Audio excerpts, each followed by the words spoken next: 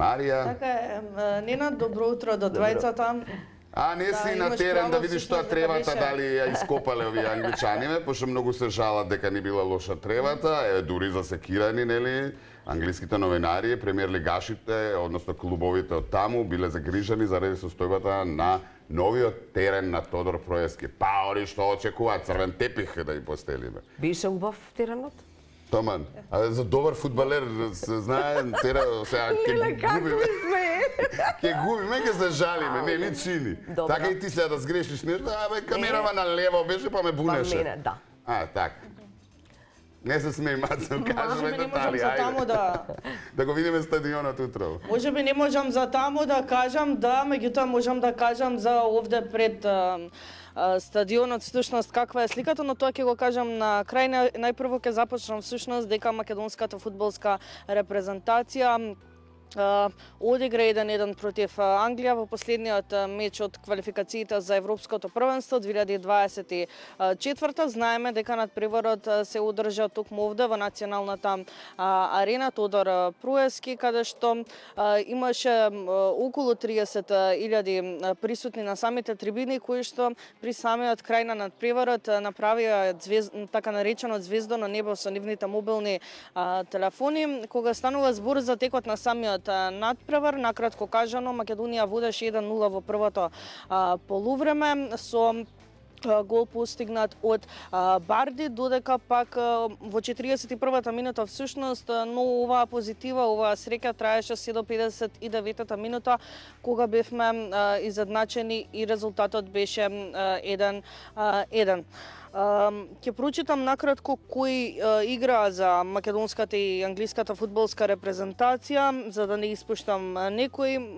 За Македонија Димитриевски, Манев, Серафимов, Муслиу, Димовски, Атанасов, Алими, Барди, Алиовски, Елма Симиовски. За Англија Пикфорд, Вокер, Луис, Мегваер, Гей, Райс, Александер Арнолд, Фоден, Грилиш, Воткинс и Сак.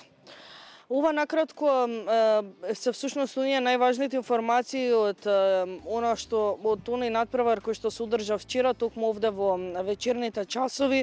Во текот на известувањето напоменав дека од околу 30.000 присутни го гледале овој надпревар и навивале вчера вечер, но можеби во тој поглед и Англија и Македонија не победија, резултатот беше изедначен, но изгубивме во поглед на екокултурата, односно нашата екокултура, со оглед на тоа дека градскиот парк ова утро може да се види во тотален хаос. Можеме градскиот парк да го забележиме по викендите, всушност дека има, по изминатите викенди, дека има голем број на отпадоци, на секаде расфрлени отпадоци, не само околу корпите за отпадоци, туку и на самите патишта, но ова утро можам да видам дефинитивно многу полоша слика од онаа која што се случува по изминатите викенди. Не знам дали може да се забележи, но има на секаде кеси,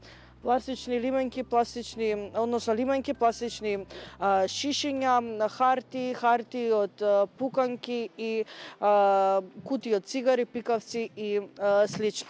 За жал, ова е она слика која што можевме да затекнеме ова утро, па да се надеваме дека доколку следен надпревар се одигра токму во оваа арена или пак било каде, нема да дојдеме повторно да известуваме и да видиме ваква лоша слика кога станува збор за самиот отпад кој што се наоѓа токму тука. Добро, тука малку ќе треба да ги искритикуваме од комунално или одржување на градот. Да се искритикуваме и самите себе си. Не е можно дека треба никој да ни чисти после 12.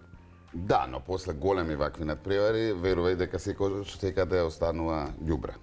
Во Македонија или надвор од Македонија? И надвор од Македонија. Мислиш? Па сега, можда не во толку количина колку во Македонија, но останува. Така што треба да се пројде малку со метлата. До метлата. До метла. Метло, ти текно. Чао, Марија, метло.